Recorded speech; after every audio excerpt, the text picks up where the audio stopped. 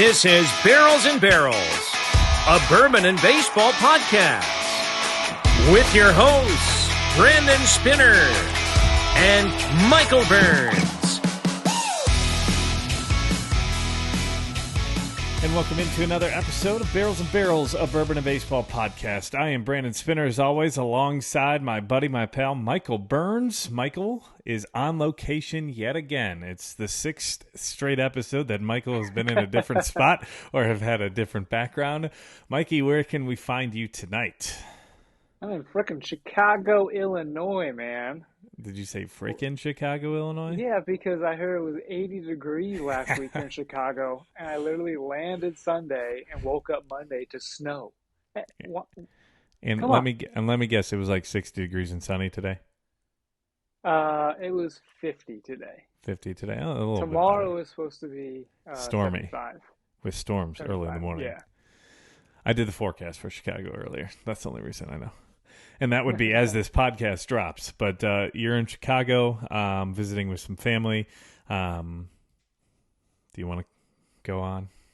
Oh, yeah. Well, I'm up here for my grandma passed, so we're up here taking care of grandma and all of her stuff. So sorry to hear that, we're bud. up here for Chicago. But your grandma's the reason you're a Cubs fan, and that's why you're a baseball fan. So half my stuff is from my grandma. My Cubs stuff is from my grandma. So thanks, Grandma, and rest in peace to Grandma. Cheers to this pour tonight that we will be having will be for Grandma. And speaking of pours, we are a bourbon and a baseball podcast, as I mentioned. This is episode 22. Last week was our Sammy Sosa episode, and we got 4 new subscribers on YouTube over the last week. So shout out to Alex Mann, who is the only one who was public who actually is following us or just subscribed to us. So a big thank you to Alex for joining us again. 68 subscribers. You can follow us on YouTube and subscribe. Please hit the subscribe button if you're watching right below us. That is Barrels and Barrels Pod on YouTube. You can also find us on Instagram. We are very close to 1,000. We've been talking about that for the last 2 weeks. We're getting closer and closer to 1,000 followers. We've been pretty active there as well, posting on our stories now that baseball season has started. So go check us out there. And on Facebook, we are now at 240 followers. May not seem like a lot, but a couple of weeks ago, we were at about 120. So we've nearly doubled it in the last month. So go ahead on over there. Yeah, so find us there. You can also get us on Twitter. We've also doubled our Twitter following in the last 2 weeks. We're up to 63 Twitter followers. That is Barrels and Barrels. Michael's pretty active on that when it comes to his account. That is Burns BNB with some fantasy baseball talk there. And you can find us on Apple Podcasts, Spotify Podcasts, Amazon, Stitcher, Google, and iHeartRadio Podcasts as well. One other cool note, we got another review on Apple Podcasts. We did. I saw it. Yeah, and it comes from our buddy Joseph Campbell. Says, if you love bourbon or baseball or both, this is the podcast for you. Brandon and Michael do a sensational job with their reviews and their pour of the episode and their discussion of everything going around in the MLB. In addition, you get tips regarding fantasy baseball, trivia gems, and proper instructions on how to pronounce Michters. Really entertaining and very well done. So big shout out to you, Joseph. Thank you. The title says, always fun, usually informative. So yeah, I liked that title. Usually informative. So that joins us, and we now have 15 5-star ratings out of 15 ratings. So thank you to each and every one of you who've rated us. You can also do that on Spotify. So please, please, please do that. And if you do leave us a reading or a review, we'll read it out on air just like we did with Joseph Campbell. Also had 2 people reach out for samples, so we will be getting those out to you here shortly, along with a T-shirt order. So without further ado, I've already wasted 4 minutes of everybody's time. We're jumping into our bourbon portion of the episode, and it's a fresh crack for both of us. That's right. That's right. We both went out and grabbed this guy. Yeah. So what did you pick for us today? So today I went out and I hooked up at Benny's Beverage Depot and picked up Green River by now Bardstown Distilling. Right? No, it's Green River. It's just Green River Distilling. They're putting out their own juice. I thought Bardstown owns this. I don't believe so. It's It's owned by the family who owned Green River back in the 1800s. Yeah, so Green River Distilling. This is finally their juice. They're putting it out. It's a Kentucky straight bourbon whiskey, 90 proof. This is 5 years old, or at least 5 years old. There's no age statement on the bottle. If you go to their website, it says aged at least 5 years. I will point this out. The bottle's pretty cool. It kind of just looks plain and normal, like a square front. But have you tilted it yet? Have you looked at the bottom? It's a horseshoe. Really cool. Oh, no, that's cool. I was looking at the center there. Mm-hmm. And then so you said that. That's pretty cool. Angel, I like that. Yeah, so the horseshoe on the bottom, it's got the GR right there in the middle. So very cool bottle. Overall, there's a little deeper of a meaning to it than just looking at it on the shelf. They do have a wheated bourbon out as well that I've heard is fantastic, and I'm sure maybe we'll do a review on that as we get down the road. What I love about this, how much did you buy it for today at Benny's? How much did I buy it for? Yeah. 33? Yeah, 33. I got mine at Kroger for $30.99, so $30.99. MSRP is supposedly listed at $34.99, so it's a relatively affordable bottle. It's got the tax stamp on it. It's not a bottled in bond, but it does have the stamp on the top. As I'm opening mine, you can hear the crinkle and the stamp crackle. On the top says, "The whiskey without regrets." Yes. So, gonna. So I wanted to clarify my Bardstown comment there. Yes. Green River Distilling was acquired by a private capital, PPC, alongside members of the Bardstown Bourbon Management Team. That's what I must have got. Gotcha.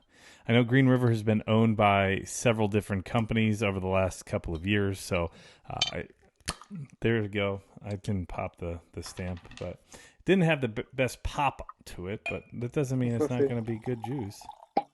There you go. Michael had the pop. My stamp didn't tear very nice, but it's all right. Man. I'm drinking out of one of my grandparents' glasses I found. That's super cool. Ancient, antique mini Glen. Yeah, it's a Glen before a Glen. So you'll have to go check that out on YouTube. That's a YouTube exclusive. That's a really cool glass, man. What would you think? That's an ounce? That came out pretty quick. I would say this is bigger than a shot glass here. Okay. Because of the width. Yeah. So I'd say this is at least an ounce, maybe an ounce and a half. Cool. Right off the bat, it's got a classic bourbon smell and note to me. I can't swish mine around. I poured too much. There's no swishing to get the aroma going. Man, I got cherries. I've got leather. Oh, yeah. Cherries are strong. Cherries, leather, caramel, butterscotch. Very classic bourbon nose to me, right off the bat. And you just took your little I had to get the aroma going. Yeah, it was a big one. Yeah, I still get that cherries. I feel like it's like not grass, but like a earthy. There we go, earthy note to it too. And then my palate cleanser was quite big, so I need to let that subside for a moment there before I get to too much tasting. But my palate cleanser was very bourbony, pretty sweet too. This is 90 proof, so it is lower proof than I would typically aim to purchase myself. So we'll see if the flavors can come through in the low proofage here. I mentioned no age statement on it. MSRP $34.99. I do have the mash bill, which I know that you're a sucker for. That's my favorite. 70% corn, 21% winter rye, and then the website says 9% malted 2-row barley and 6-row barley. So it's a combination of two different types of barley for that 9%.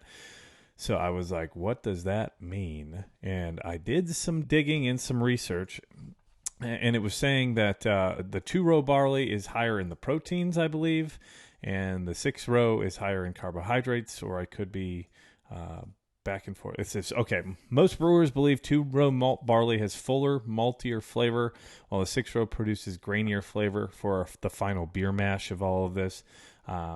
So there's a little more starch in the 2-row barley and less protein. So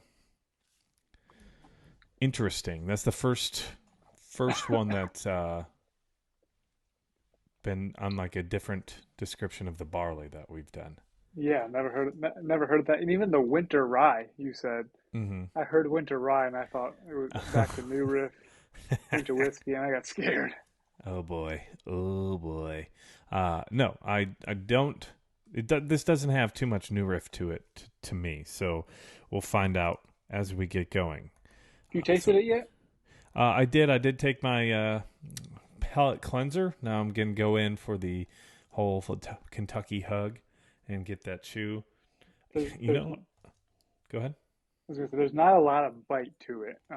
It drinks 90 proof. My first sip is sweet. I don't get the fruit heavy, and then it finishes out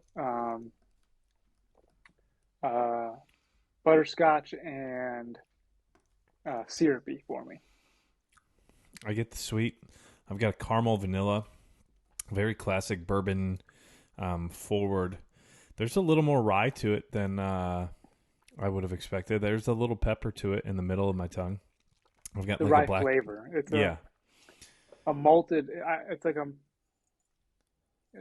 it's not a typical rye flavor. It's a little off. It's a little minty. I got a little mint to it.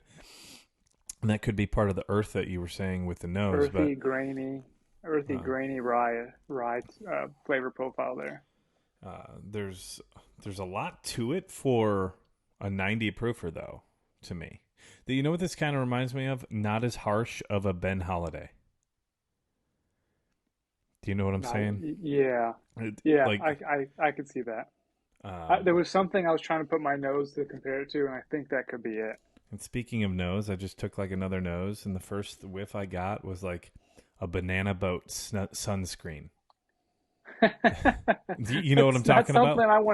Not something I want to be drinking. Sunscreen flavor. It doesn't taste like sunscreen, but it like at first whiff, like when you get the banana boat sunscreen and it's got that banana whiff. That's like as I pulled it on my palate. I didn't even have to take another sip and just kind of lick my cheeks, and I can get that. It's really, for me, that this 90 proof is too weak for me. Mm-hmm. There's not enough bourbon bite. I only drink barrel-proof bourbon or anything over 100 because I'm superb. That's how Michael feels.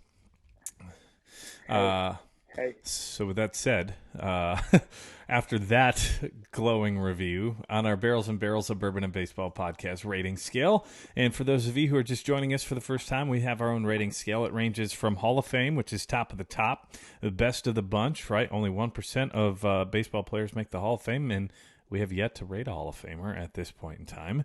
Next is All-Star. Coming in at third is Everyday Player. Of course, All-Star is one of those best players on the team in a given moment. Everyday player, someone always in the lineup, but maybe not making it to an all-star caliber, but it's always something that you have on your shelf. Fourth is a bench player, and that is a player that comes in, mixes things up every once in a while. A bottle that you don't go to all the time, maybe not every week, maybe once a month, maybe once every couple of weeks, but it's something that mixes things up in your lineup. And then finally, designate for assignment. Bottom of the barrel. Get off my team. We don't want you. Get out of here. Get off my shelf. Go somebody else's house, or let's go clean some dishes with this puppy. So Michael Burns on our Barrels and Barrels of Bourbon and Baseball podcast rating scale. Where do you rate this Green River Kentucky Straight Bourbon Whiskey? Well, I don't have any dishes to clean, but I've got to DFA this guy. Wow, he DFA'd it. I got to DFA it. The flavor there is the rye flavor of it is just off. Like I said, it's earthy. It's very grainy tasting. I don't get enough oak from it. I don't get enough fruit on it. I smell fruit on the nose out of my glass here. But the overall flavor is just off-putting for me. Like I don't want to go back for another sip. Really? Do you think it's just the old glass that you've been drinking out of? I mean, the water here tastes funny to me. And yeah, Maybe here in Algonquin / Crystal Lake here, the water Crystal. tastes funny. You should go. You should reach out to Lynn at the Whiskey Gal. She lives in Crystal Lake. Oh, does she? Yeah. So reach out to her. Tell her you're out there. I'll have to give her a sample of this and have her rate it. Yeah, I think she may have already had some, but you should. I'm going to go with an everyday player, honestly. Oh, yeah. Yeah, I think that this is a great starter bourbon for someone. I think that if you were trying to get someone to start to enjoy whiskey, this is one that I would grab a bottle and say, hey, for the price, I think it hits the bourbon notes on the nose. I do think that there's a little bit lacking in the flavor, but it's not totally off-putting. I've got a little bit of everything. I've got the sweetness up front. There's a little bit of a rye in the middle. I'd say the finish is probably the one thing that lacks the most to me, but it's also 90 proof. And as you said, we're both snobs because we are whiskey aficionados. Joking, that's tongue-in-cheek. But I would probably buy it again, especially for the price, for $30. I don't feel like I'm wasting my money throwing it away. Can't go wrong trying it for $30. Yeah, I'd like to see what the wheated mash bill produces and what that is like. I've seen that a lot at the Costco and in a lot of stores around here. So I might have to grab a bottle at the Costco. The Costco. So Kroger's. I'm gonna go. This is like one of those everyday players on like a bad team, right? Like The Oakland A's. Yeah, I was gonna say it's an Oakland A's everyday player when they're like the bottom 25 team. So it's good enough to make an everyday player roster, but maybe not the best team in the league, so to speak. Now that we're putting qualifiers, you'd enjoy it on a regular basis, right? But maybe not like next to my other everyday players, so to speak. Bat ninth. Yeah, it's a ninth batter everyday player. That's. Now that we are expanding our reviews and rating system and scale. But, yeah, I would say if you're curious about it, go ahead and spend the $35. I wouldn't spend more than the $35 if you saw it.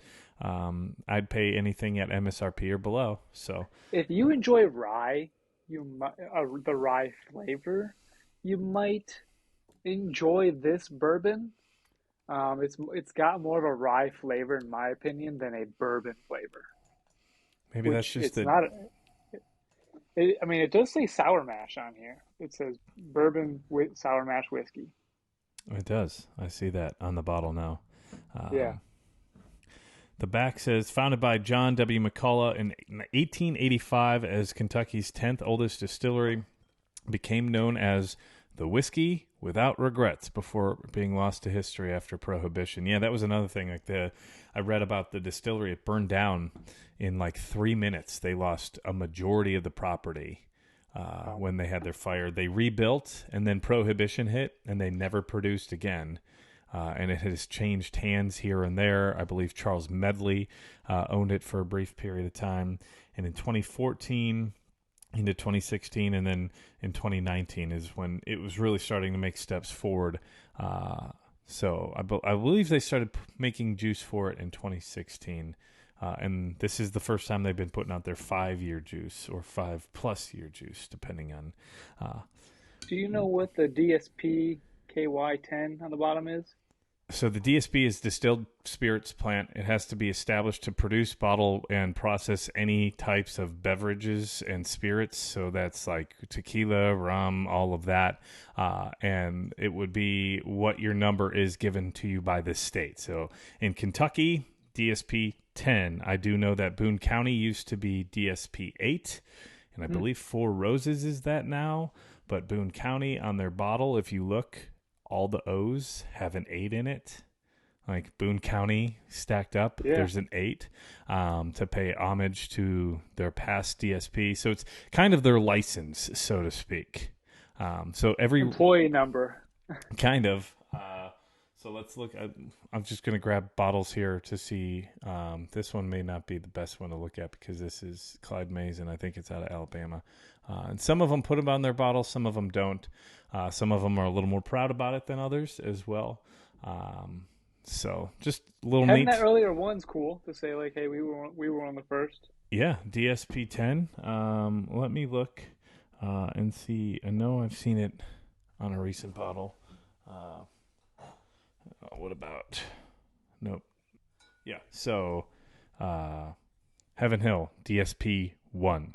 So they're number 1 when it comes to the DSP in Kentucky. So, and I believe Jack Daniels is 7, and that's why they called it number 7.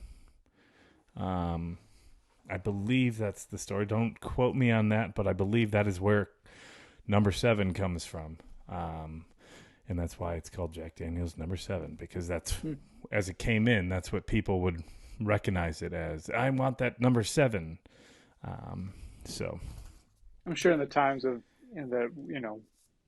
non-technology days, yeah, you didn't know so much about the names necessarily, but definitely crazy times without technology. Yes, crazy times. And that was a little bit of bourbon trivia. Let's switch to baseball trivia as we transition to the baseball portion of the Bourbon Baseball Podcast.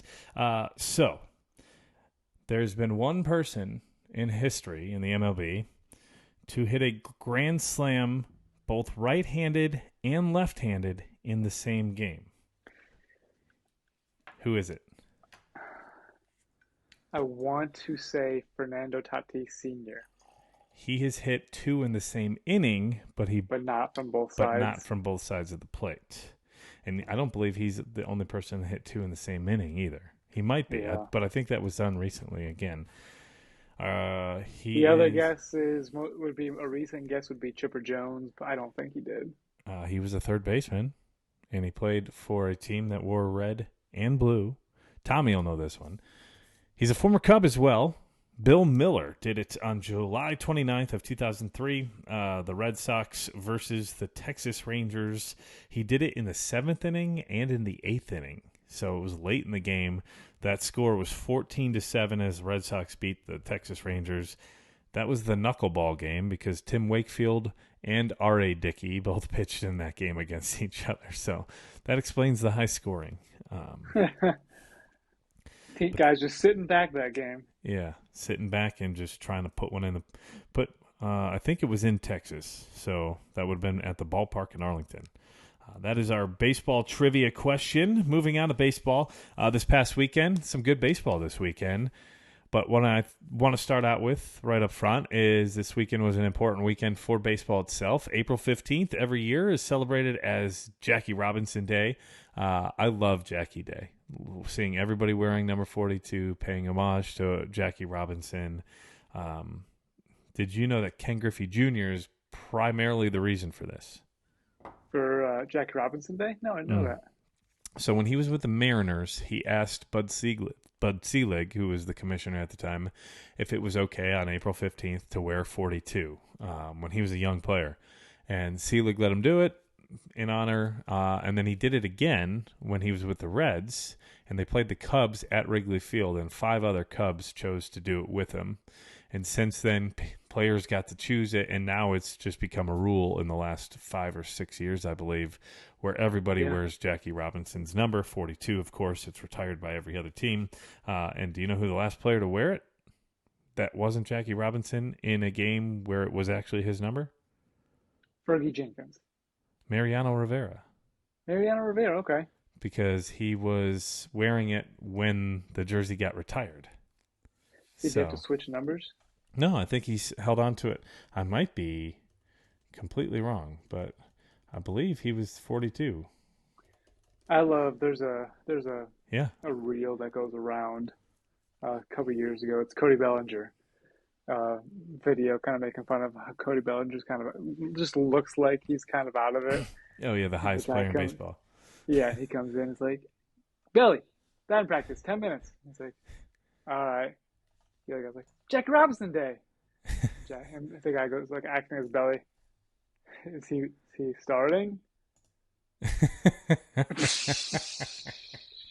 Okay, so here it is. The number 42 was retired officially in 1997 by all teams, but players who wore it at the time were allowed to keep it until they left baseball. Mariano Rivera, of course, didn't leave baseball for quite a while, Quite so some he got to wear it until he retired. So Mo was the last one to wear it as a player, where it was actually his number and not Jackie's number. So cool. The one thing that is difficult is on teams like the Yankees, who don't put their names on their last names on the back of their jerseys all the time. It makes it even more difficult to know who's playing because there's no names on the back of them anyways. But at least, on Jackie Robinson's Day, they don't have names. Right. But Okay. it still just makes it difficult Right. on any team at that point. Like with the Yankees, it's already hard unless they're really great players like Aaron Judge or Giancarlo Stanton, which we'll get to in a second. But like, who is that guy? Who's hitting? Yeah, I hated when the Cubs a few years ago tried to go classic and ditch the names on the back. Oh, yeah. And now That was I enjoy 05. having the names. Was that 05, 06, I think, when the Cubs Probably did that? around then. Yeah.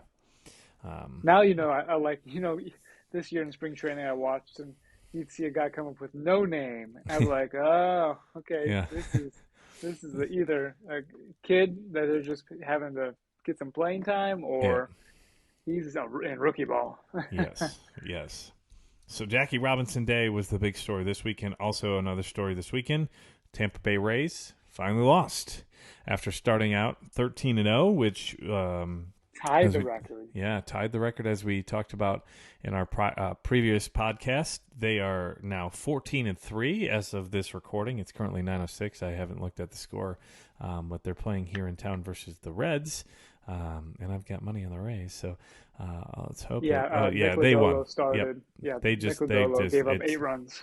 It's 10-0 Tampa, so we can officially call them 15-3, and I cashed that bet. And you can find that on our Twitter page. We've been tweeting out a few more of those gambling prospects as well from some of our friends who've joined us from the PhillyGodfather.com. So go check that out. So the Tampa Bay Rays were probably the hottest team in baseball. 15-3 now, but they lost 2 to the Blue Jays over the weekend. Yep. Let's switch to the next hottest team, which is right in our neck of the woods, or your neck of the woods, my old neck of the woods, the Atlanta Braves, who have been That's right. really hot. And we have our friend Jerry to thank for that. Going to the game, and who was he there against though? He didn't see a The good Braves Padres, game. I think it was the Padres Sunday night game he went to. And since Sunday. then, the Braves haven't lost. Correct. They're 7 in a row coming into tonight. And as I look at the scoreboard here, they play tonight on the West Coast. So that won't. Who's starting though for the Padres? Is it Joe Musgrove's first game back? It is Blake Snell versus Spencer Strider tonight in All right, San Diego. Braves looking to make it 8 with Strider on the bump. Yes, they are currently 13-4, which is tied. Well, not tied. It's the second best record in baseball behind the Tampa Rays, who are now 15-3. The Braves they were, unanimous pick basically from us to win the NL East. I think they've got the best team in the National League right now. And Ronald Acuna is playing like his past self prior to that knee injury. Mm-hmm. He is the number 1 scorer in fantasy baseball. If he basically gets a single, he steals second base right now. Yeah. He's my pick for MVP a couple weeks ago in our predictions episode. Yep. He's looked good. That NL East has looked better over the last couple of days. The Phillies are still below 500 at 7-10, but the Braves, man, they're running away. I mean, they've only got a 2-game lead over the Mets, but the way they're playing baseball, they just got Max Fried back, who came back and pitched 5 innings, a shutout ball yesterday, I believe. They've looked Mike great. Soroka's about to be back for him. He's been out for a couple of years. Yeah, so that Braves team is very, very scary between that lineup. I think Austin Riley just hit his 100th career home run the other day as well. He hit 101 last night. So that was already the 2 runs that they won. So now the Mets are doing all of that without Verlander and having to skip Max Scherzer or push his starts back. So the Mets aren't full strength. Once Verlander comes back, maybe that gives them a little boost. They just called up one of their top hitting prospects, Brett Beatty, who had a strong spring, Mm-hmm. was destroying AAA, and then so that's third base for them. They have a just as hot shortstop. I can't pronounce his last name. Marcino. Yes. Sure. He's in the short AAA season hitting just as hot as Beatty was, 6 home runs. But they've got Lindor there, so I'm sure Marcino will come right up, slide to second base, and Jeff McNeil will just be a utility guy for him, a DH. Yeah. So they've got some weapons coming on the offensive side, and Verlander coming back if he can just stay healthy. Him, Scherzer. They lost Jose Quintana for a little bit. Kodai Senga has been good. I'm not going to say he's been amazing, but he's been good. He's been getting wins, getting strikeouts. So the Mets aren't off to a bad start. They're just still getting going. Yeah. So the Mets 11-6, not too far back behind the Braves, but the Braves have just been the class of the division. Another storyline here, I think maybe more so because of how close it is to us, but the Chicago Cubs have been playing some great baseball as of late. All around. They just took 2-3 from the Dodgers in LA. Should have very well swept them after having the lead 1-0 with 2 outs in the ninth, and Michael Fulmer kind of blew that in the ninth inning on Saturday night. But Patrick Wisdom, dude, I think he leads all of baseball in home runs right now. He's tied with Pete Alonso. Yeah, it was 6, I believe, or 8. Yeah, he had 6 going into last night with Wisdom. P-Wizzy, baby. P-Wizzy with 2. He's having a great start. He's playing great defense at third. He's hitting bombs. He's hitting for average. He's looking like the former first-round pick that the Cardinals sought after when they drafted him. Yeah. Kind of what I was hoping for. He'd find his way after being. I think he was injured for a little bit in his minor league career. Never really got a good opportunity. Man, he's making the most of it so far. Yeah, the Cardinals in a 5-game stint or so with the Texas Rangers in 2019, and the Cubs got him in 2020. And in 2021 when he came up, it's just been pretty much lights out on the power department. But you mentioned his defense. He put a lot of work into that in the offseason to make himself a more well-rounded player there. So that's really cool to see that he's playing well there. And he's hitting 8th in the lineup most nights, and he's got 8 home runs, and he's batting .288. Another guy on the team, Nico Horner. He leads the league, or was leading the league in stolen bases, as you had mentioned. Catalyst for the lineup, really. Yeah, Right. Cubs finally found their leadoff player since Dexter Fowler in 2016. Yeah, they've been fighting to find a leadoff guy since then. My buddy Tony Andracki, who works for the Marquee Sports Network, I played baseball with him in college. He tweeted out that the Cubs finally found their leadoff man. So I said, "So do we get to say you go, we go again?" And somebody responded, "Nico go, we go." That's good. So that's good. I think we're going to try to get Obvious Shirts to make that one. Shout out to Obvious Shirts. Speaking of shirts, I've got a cool shirt on. This one says "The Happiest Place on Earth." Next time you come up, or the first time you actually come up to visit Michael here in Cincinnati area, we're going to go to the Prohibition Bourbon Bar in northern Kentucky. Great couple there who have an incredible bourbon bar. So if you're ever in town, or anybody listening to this is in town, they're only open Fridays and Saturdays, but it may be one of the best collection of bourbons that you're ever going to see. Which is why it's the happiest place on earth. So big shout out to...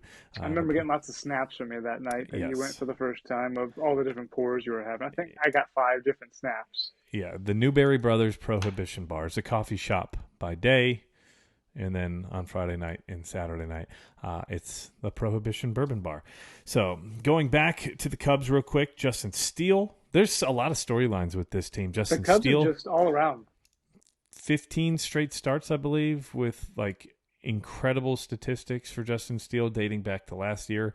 He's got the 3rd best ERA from a lefty, I think, since June of last year, who's made a minimum of X amount of starts. I don't remember what the stat was, but he's been great. Cody Bellinger with a 5-for-5 night last night, robbing Jason Hayward of a home run on Saturday night, hit a rocket, a missile on Sunday, back-to-back home runs. It's hard to find right now a player on the Cubs that is hard to talk about. Eric Hosmer. Ian Happ, but even Hosmer's defense is better. Hosmer's defense wins us the game on Sunday if Mancini's not at first base. Mancini made that error when he dropped the ball. So even though Hosmer's not been great hitting wise, his defense has looked pretty decent so far. Gold Glove defense. From He's not hitting terrible. He's hitting 250. 250. His on base and slugging is right there at 250 as well. Right. And he hasn't seen as much play lately.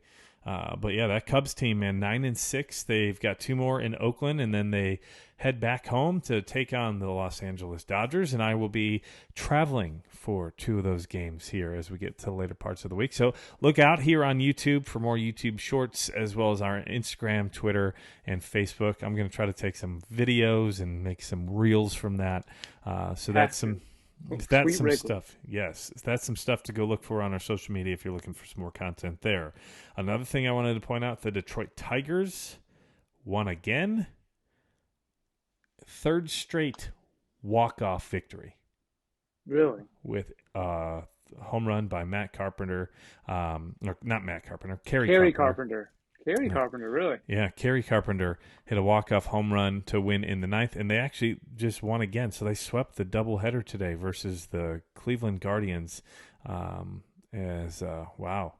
Yeah, and it looks like Carpenter hit another home run. Is that what he did in this game? Kerry Carpenter's a big name for them, for Detroit. Nope. Riley Green hit a home run in a 1-0 finish. Detroit has names. If they could just put it together. They're just not. None of them are clicking at the same time. They've got pitching of Casey Mize is out for the year, but Eduardo Rodriguez just threw an 8-inning shutout, 10 strikeouts, 4 hits to beat the Guardians. So the Detroit Tigers have won 4 straight, and they are 5-9. Wait, was it a doubleheader today? You said it was a doubleheader today. They got rained out yesterday. So did the doubleheader go into extra innings that Eduardo threw 8 innings? Mm-mm. That was the 1-0 win that they won with Green hitting the home run in the 7th, and then the first game they won in the bottom of the 9th. Why am I thinking that doubleheaders are 7 innings? That's what it wasn't during the pandemic year, but since then it's returned to 9 innings. Okay, I still thought that doubleheaders were 7 innings only. Yeah, it may have been that year in 2021, I think. It was 2021 because they pushed the schedule back, so they had to play more doubleheaders in 2021. So all the doubleheaders were going to be 7-inning games. So that was just a cool note that the Tigers had won. I think they still do that in the minor leagues, maybe. It might. I think they've done that for a long time, though, haven't they? Probably.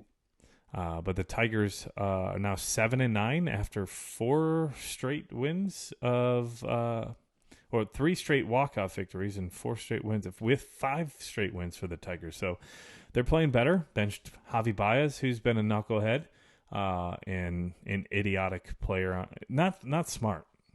The Tigers are 3rd in that division, ahead of the White Sox, who are 6-11. So moving on to Eloy's hurt again, or was hurt again. Eloy, Tim Anderson, Yoan Moncada. Robert's off to a good start, but that's the only name I see highlighting there. Yep, their pitching staff hasn't been great. The best pitcher on their team has been Mike Clevenger, who's their 5th starter. Right. They blew a 4-0 lead on Sunday versus the Orioles. So a lot going wrong there for the Chicago White Sox. I want to move on, not really point out many teams, but you see what happened today with a young player in Cincinnati? Hunter Green got a 6-year, $53 million extension. So the Reds spending some money. That. Yeah, actually, it's a 6 smart. Year, how much? 6-year, $53 million, which may not seem like a lot, but that buys him out of 3 arbitration years and gets 1 year free agency. He's got 1 option year at $21 million for 2029. And all in all, if like he meets incentives, he can hit like $95 million. So not a bad deal for a young fireballer who guarantees himself $53 million no matter what. Hopefully he makes his next start. He got hit in the shin yesterday and came out. But he pitched well versus the Rays because they pummeled the Rays yesterday. The Reds did? The Reds won yesterday like 8-1 because I had it under at 9.5. So it was a good bullpen day then, Yeah. because Green came out, I think, in the fourth inning. Well, that's probably why they got pummeled by the Rays today. Well, you said Lodolo gave up 8 runs. Lodolo gave up 8. Oh, my fantasy team. So that's an extension, another extension last week, or not, well, kind of an extension, as the Cubs, I think it was right before we did the podcast, re-signed Ian Happ for 3 years, $61 million. So it's weird to see those extensions or these contracts given out in the first couple of weeks of the year. Usually once the season starts, a lot of teams and a lot of players are like, nope, we're done. We won't talk about it for a couple of weeks, a couple more months. But that's 2 of note, I would say. It's kind of like a game of chicken they're playing in spring training. Yeah. Once we start, and they're, finally someone gives in, it sounds like. Right. Another name you mentioned, the Mets called up their top prospect, Beatty, coming up. What do you think the implications are for that team with him now? Like, what does he do to the lineup? He's just going to extend it. He's a strong bat. I don't know much about his defense. I don't think it's very strong, as that's what they clamored that he needs to go back down hitter, right? for. Yeah, he's lefty, power guy, so he'll hit home runs for the Mets. That probably gives Alonso protection. That gives the lineup some more length. They've got Lindor, the outfield of Mark Canha, how you say his last name? Canha. Starling Marte off to a good start. Jeff McNeil, and they still have Francisco Alvarez catching, waiting in the wings too. The way you mentioned it with his third base defense, it's almost like what the Cubs did with Chris Bryant, right? Like, he needs to go down for his defense. Oh, and Brett Beatty's coming up on exactly the same day that Chris Bryant did. April 17th, right? And Chris Bryant struck out in all his appearances versus who on his Major League debut? Do you remember? No, was it? It was the Padres. James Shields. Darvish? James Shields. Oh, gross. Speaking of Chris Bryant, I just popped up his stats because last week when we were recording, we were like, he still has yet to hit a home run in Colorado. He's done it. Finally, yesterday. It made news and news highlights that he went 3 for 4 second yesterday. Season. Yeah. Wow. 3 for 4 yesterday. I think he can do well there in Coors Field. It's hard not to. Well, I was just looking at it. You look at his stat line, not a bad stat line right now. He's got 2 home runs, but he's batting .323 in 65 at-bats with 4 doubles, 2 bombs, 5 RBIs. He's got an OPS of 857. Obviously, small sample size, but like if you extrapolated that out, you would take that from him, especially with the contract that he's got. So yeah, there's your Chris Bryant statistic of the week. A couple of things I wanted to talk about real quick. Injuries the last couple of days have really popped up. They just keep coming. Jacob deGrom yesterday left his start. He was no hit. He had 3 perfect innings. I remember I texted you yesterday. I was like, deGrom, 3 perfect innings, basically telling you, go watch the Texas Rangers. And then I get an alert, and then you sent me deGrom pulled 4 innings. After four no-hit innings. So deGrom hurt. He said he expects to make his next start. Wrist injury. I wonder if it actually a wrist. Because do you say wrist and it's actually the forearm, just not to scare folks? Because when you say forearm, because has DeGrom had TG? I thought he had shoulder surgery. And he has not had Tommy John.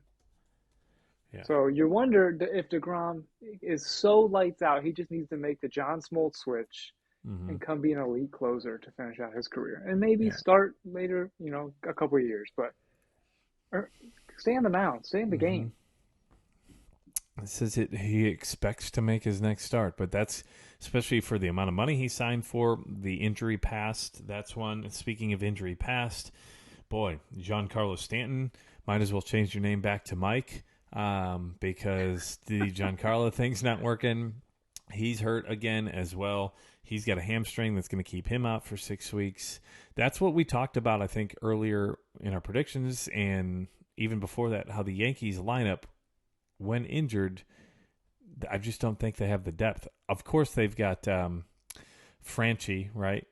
Cordero, who's been off to a hot start, but you can't rely on him to carry you through the season and pick up Giancarlo Stanton stuff.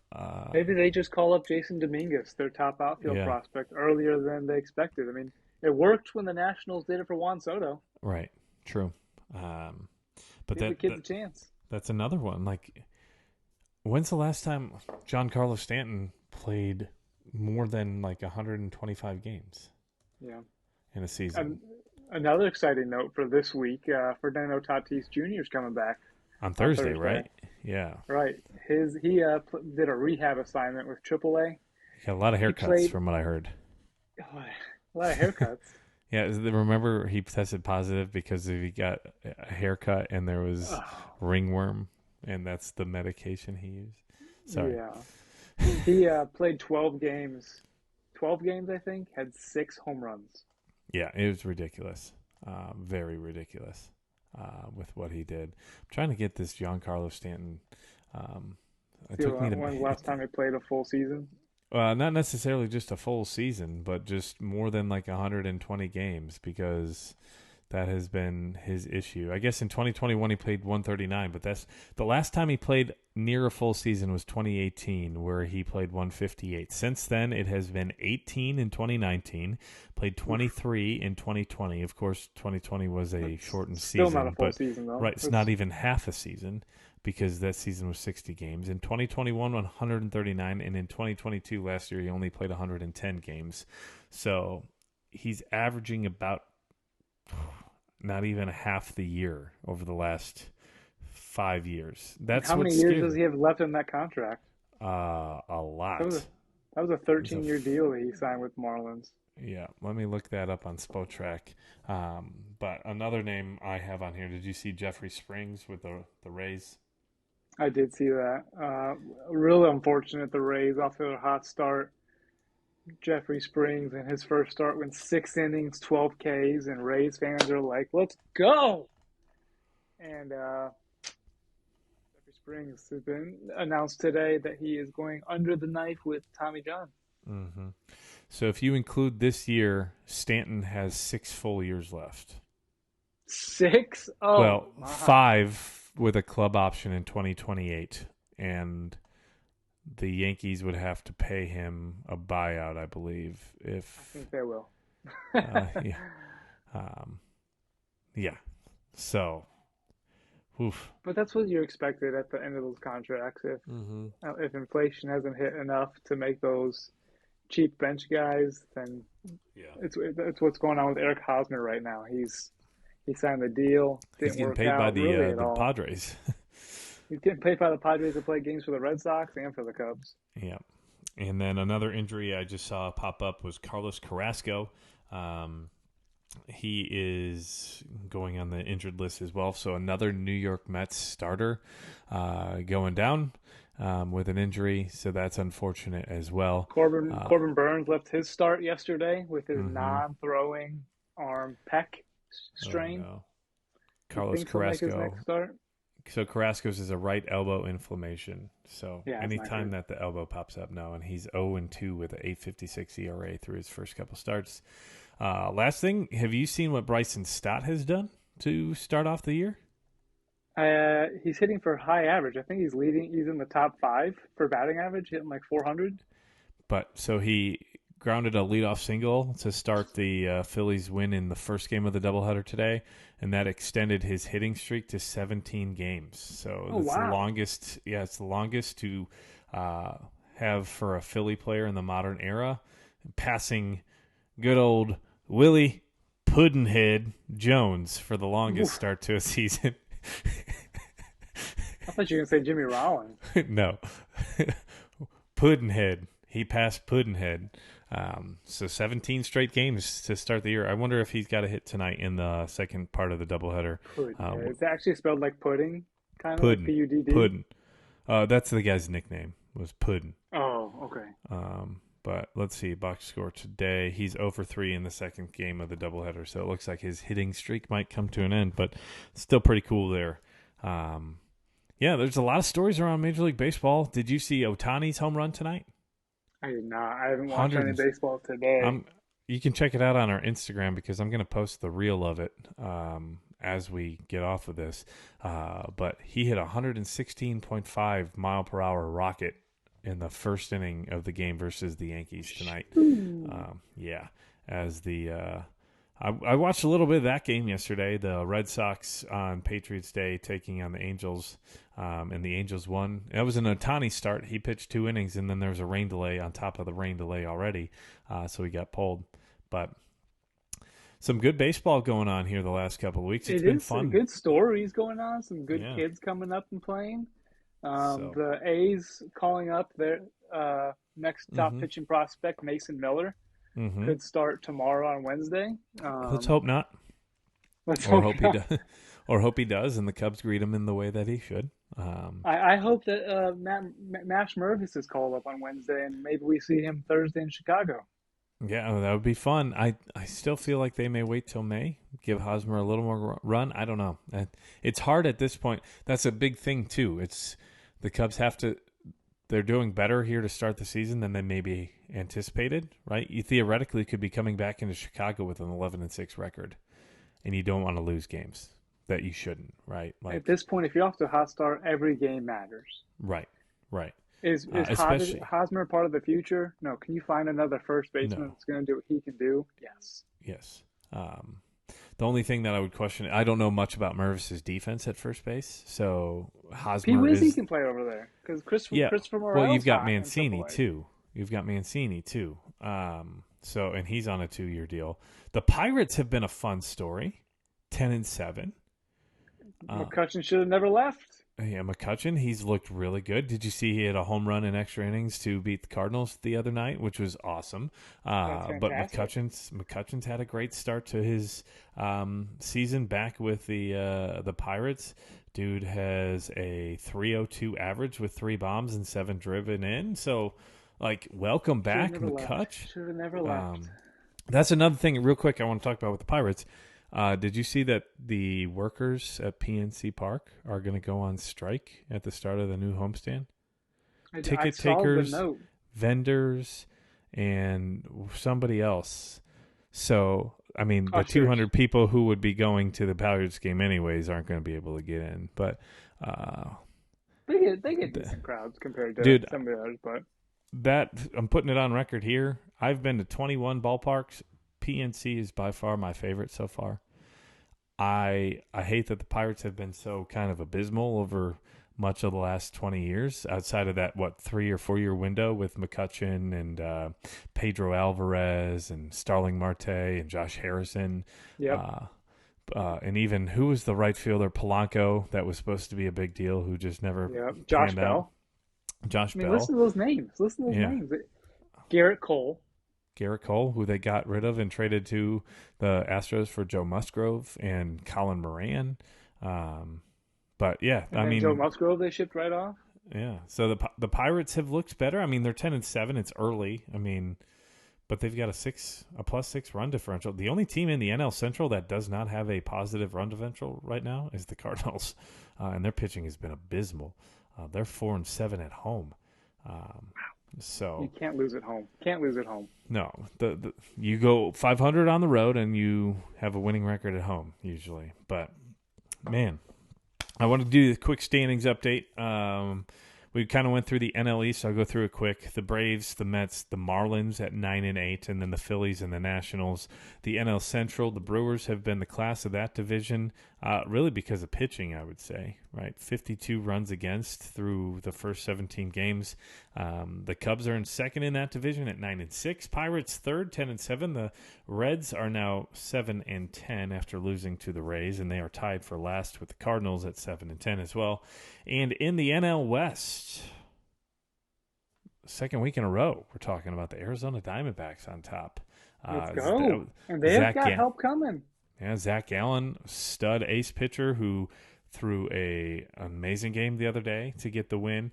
The Dodgers are second. This division, The Diamondbacks are the only one above 500 right now, 10-7. Everybody else below. At the Dodgers in second at 8-9. The Padres 8-10. The Giants 5-10, and the Rockies are 5-12. As we look towards the American League, the AL East. Coming into tonight, the only team that was not above 500 was the Red Sox in last, and they were at 8-9. The Orioles 7 losses to 9 wins, so they're in fourth. Blue Jays had a pretty good week, going back towards the top of that division. They are 10-7 after another loss, but they were just a couple games behind the Rays. The Yankees are 10-6, and the Rays, of course, are now 15-3. The Guardians and the Twins have been towards the top of that division, but right now the Twins are playing good baseball. They are 10-6, Guardians 9-9, Tigers 7-9, White Sox 6-11, and then the Royals rounding out that division. And then in the AL West, I'd say both the Wests are the two divisions that don't look like we expected them to, right? Right. The NL West and the AL West. The Rangers at 10-6, the Angels at 8-8, the Mariners at 8-9, along with the Astros at 8-9, and then taking down the house in Oakland with the worst record in baseball, the Oakland Athletics 3. And that will not change all year. No. Did you see as well that what happened when the New York Mets went to Oakland? I did. The A's almost had a record. Which is what?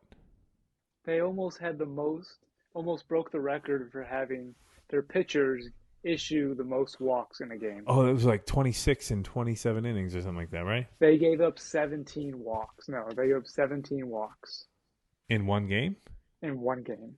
Oh, I thought I saw. Maybe it was the whole weekend. It was like 26 walks in the whole weekend. But did you see the possum thing? No, I didn't see the possum thing. So Oakland. There's a possum that's been living in the visitors' press box. And they vacated it. The New York Mets broadcasters could not do the broadcast from the box because there was possum crap all over it. Oh my! That's such a disgrace. Not Yes. only is the field and attendance terrible, but now you're talking about the press up there, the guys trying to do their job. That's awful. Yeah. So quick. Early reaction. We are almost 3 weeks full through the season. Who would you give the MVP to in both leagues? Overall MVP? Yeah, MVP in the AL and MVP in the NL. The D-backs. D-backs are off as a team, are off to start. Corbin Carroll leading that effort with stealing bases, hitting home runs, looking like the player they thought they were going to get out of him. Zach Gallen pitching like a stud, like he broke out late last year. They've got offense and they've got pitching. They've got more pitching. I know Mad Bum has not been doing well, but they've got the minor league strikeout leader of the year last year overall on his same schedule. He could be up as soon as this week. I was more so talking about players, but that's a good team for overall. All right. So how about individual player? I'm going to go hometown. I'm going to say Nico Horner, the dude hitting 300, stealing bases, just setting the table. He's the one who's on my mind there the most of scoring runs for the Cubs. Dansby hitting them in. How about you for the NL? I'm going to go in the NL, probably Ronald Acuna. He's right. He's hitting for power. He's hitting for average. He's stealing bases. He's making things happen. Gold glove defense. He's got 3 home runs, 11 RBIs, 7 stolen bases. His on-base percentage is .463, and he's got an OPS over 1,000. So it's hard to beat that. Yeah, Ronald might have even got Tyler O'Neill kicked off of his own team just because he smoked him so much, throwing him out at home. Tyler O'Neill was like, I'm not running against him, and yeah, ugly situation for Tyler O'Neill. Really unfortunate. So that's the NL. Who would you give it to in the AL right now? The AL. Let me think on that. Do you have someone in the AL? I'm going with Matt Chapman. That's a great one. He's got the second most hits in the league. He's got the 4th most RBIs in the league. He's hitting for power. He's hitting for average. He's got the best batting average in the AL at .410. He's doing everything, and he's got Gold Glove defense at third base, and he's slugging .738 to lead the American League. Even though he may not have as many home runs, he's just slugging, and he's got an OBP of .471. Get this, the top three players in the AL in hits are Bo Bichette, Matt Chapman, and Vlad Guerrero. So in the entire American League, the top three all come from the same team. And and the Blue Jays aren't doing better because their rotation is getting destroyed. Right. Destroyed. They're 10-7. They should be so much better. But Manoah, Gosman, they are being destroyed. Do you have the standings up to see the run differential? The run differential for the Blue Jays, who are 10-7, is a -7. Yeah. They've scored 82 runs, but they've given up 89.